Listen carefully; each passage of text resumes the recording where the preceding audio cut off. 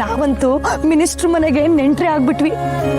Ration ಅಂಗಡಿಗೆ, ಸೊಸೈಟಿಗೆ, ಮಾರ್ಕೆಟ್ಗೆ ಹೋದಾಗೆಲ್ಲ ನೀವು ಆಗಾಗ ಮಿನಿಸ್ಟ್ರ್ ಮನೆಗೆ ಹೋಗ್ತೀರಾ ತಾನೆ, ಹಾಗೆ ಉಳ್ಕೊಂಡು ಬರ್ತೀರಲ್ಲ ಅಂತ ಕೇಳ್ತಾರೆ. ನನಗಂತೂ ಎಷ್ಟು ಖುಷಿ ಆಗುತ್ತೆ ಗೊತ್ತಾ. ಮಿನಿಸ್ಟ್ರ್ ಮನೆ ಸಂಬಂಧ ಮಾಡಿದ್ಮೇಲೆ ಮಿನಿಸ್ಟ್ರಿಗೆ ಬೀಗ್ರೆ ಅಲ್ವಾ. ಎಷ್ಟು ಜನ್ಮಕ್ಕೆ ಪುಣ್ಯ ಮಾಡಿದ್ವೋ ಏನೋ. ಅರ್ಹತೆ ಯೋಗ್ಯತೆ ಇಲ್ಲದೆ ಇದ್ರು ಈ ಮನೆ ಸಂಬಂಧ ಮಾಡೋ ಭಾಗ್ಯ ನಮ್ದಾಗಿದೆ. ಯಾಕೆ ಹಂಗ್ ಮಾತಾಡ್ತೀಯ ವಿಶಾಲಾಕ್ಷಿ? ಅರ್ಹತೆ ಯೋಗ್ಯತೆ ಇಲ್ಲ ಅಂದ್ಮೇಲೆ ಈ ಅರಮನೆ ಅಂತ ಮನೆಯಿಂದ ಮುತ್ತಿನಂತ ಸೊಸೆ ಬೊಂಬೆ ನಮ್ಮ ಮನೆಗ್ ಬರ್ತಿಲ್ಲ.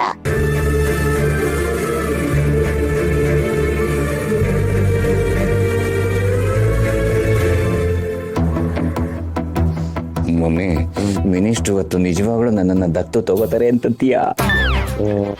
ಇಲ್ಲಾಂದ್ರೆ ನಮ್ಮನ್ನ ಯಾಕೋ ಇಲ್ಲಿ ಕರೆಸ್ತಾ ಇದ್ರು ಎಲ್ರು. ನೋಡಲಿ ಸುಂದರ ದರಿದ್ರ, ಆ ಕಾರ್ತಿಕೇಯನ್ನ ಮನೆ ಅಳಿಯ ಅಂತ ಒಪ್ಕೊಂಡ್ಬಿಟ್ಟಿದ್ದಾರೆ. ಅವನ್ನ ತಗೊಳಕ್ಕಾಗಲ್ಲ. ಈಗ ಮಗನ ಹಾಗೆ ಅಂತ ಹೇಳಿದ್ದು ನಿನಗೆ, ನಿನ್ನನ್ನು ಮಾತ್ರ ದತ್ತು ತಗೋಬೇಕು ತಾನೆ ಅವರು. ಶ್ರಾವಣಿ ಮೇಡಮ್ ಅವರೇ, ನಿಮ್ ಮನೆ ತುಂಬಾ ಚೆನ್ನಾಗಿದೆ. ಕಡೆ ಸೇರಿ ಬಂದಾಗ್ಲೇನೆ ಇನ್ನೆರಡು ದಿವಸ ಇರ್ಬೇಕು ಅಂತ ಆಸೆ ಆಗಿತ್ತು. ಹೇಗೋ ನಿಮ್ ತಂದೆಯವ್ರ ಹುಟ್ಟಿದಬ್ಬಕ್ಕೆ ಮತ್ತೆ ಬರೋ ಹಾಗಾಯ್ತು, ಅದು ಸಂಬಂಧಿಕರಾಗಿ. ನೋಡ್ ಧನಲಕ್ಷ್ಮಿ, ನಮ್ಮ ಯಜಮಾನ್ರ ಮಧ್ಯ ಏನೇ ಸಂಬಂಧ ಇರ್ಬೋದು, ಆದ್ರೆ ಯಜಮಾನ್ರು ಯಾವತ್ತೂ ನಮಗೆ ದೇವ್ರ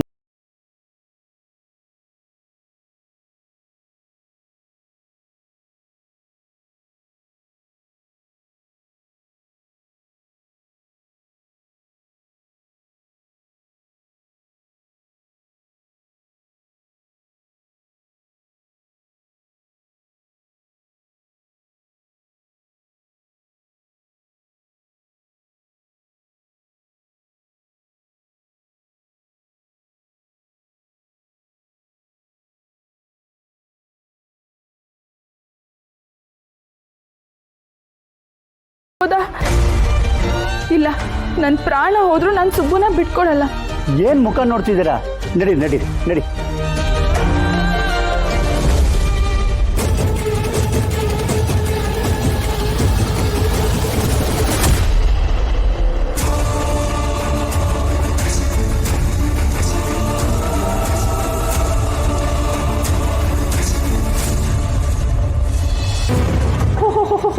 ಏನ್ ಬಿಕ್ತಿವ್ರೆ ನೀವಿಲ್ಲಿ? ಓ ಬೀಗ್ರೆ, ನಿಮ್ಗಿಂತ ಮುಂಚೆ ನಾವು ಬಂದಿದೀವಿ ಅಂತ ಆಶ್ಚರ್ಯ ಆಗ್ತಿದ್ಯಾ?